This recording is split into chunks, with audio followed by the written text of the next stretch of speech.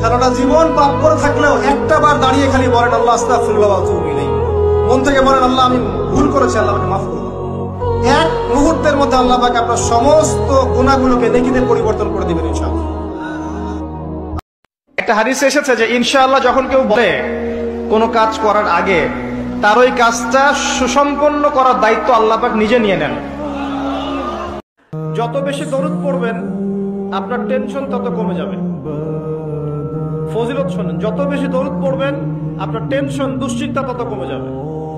যত বেশি দরুদ পড়বেন আল্লাহ তত রহম করবে আপনাকে, আপনার গুনাহ তত মাফ হবে, আপনার নেকির পাল্লা তত ভারী হবে এবং মুহাম্মদ সাল্লাল্লাহু আলাইহি ওয়াসাল্লামের সুন্নতের উপর আমল করা আপনার জন্য সহজ হবে।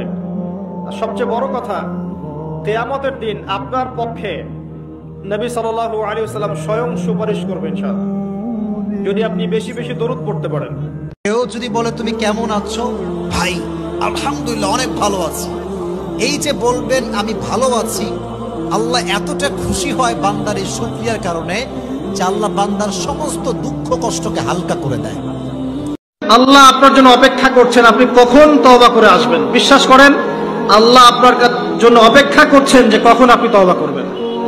প্রত্যেক রাতে আল্লাহ পাক প্রথম আসমানে নামেন এবং আপনাকে আহ্বান করতে থাকেন, কে আছো আমাকে ডাকবে, আমি তোমার ডাকে সাড়া দিব, কে আছো আমার কাছে চাইবে, আমি তোমার চাওয়া পূরণ করব, কে আছো আমার কাছে ক্ষমা চাইবে, আমি তোমাকে মাফ করে দিব।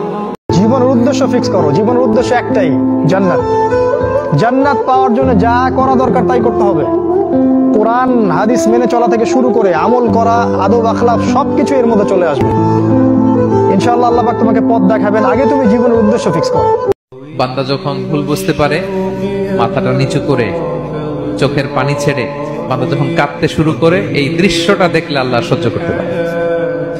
আল্লাহর রহমতের দরিয়ায় জোশ খেলে যায়, বান্দা যা চায় আল্লাহ তাই দিয়ে দেয়। আল্লাহ পাক ছাড় দিচ্ছেন আমাদেরকে, ছেড়ে দিবেন না। কিন্তু তোমরা যারা এখন নামাজ পড়ছো না, সওম রাখছো না, হারাম কাজে লিপ্ত আছো, হারাম খাচ্ছ এবং জেনায় পর্নে মাদকে লিপ্ত আছো, অহেতুক সময় নষ্ট করছো, দিনের কোনো ফিকির নাই, আল্লাহ পাক কিন্তু সবকিছু দেখছেন, আল্লাহ পাক কিন্তু সবকিছু শুনছেন।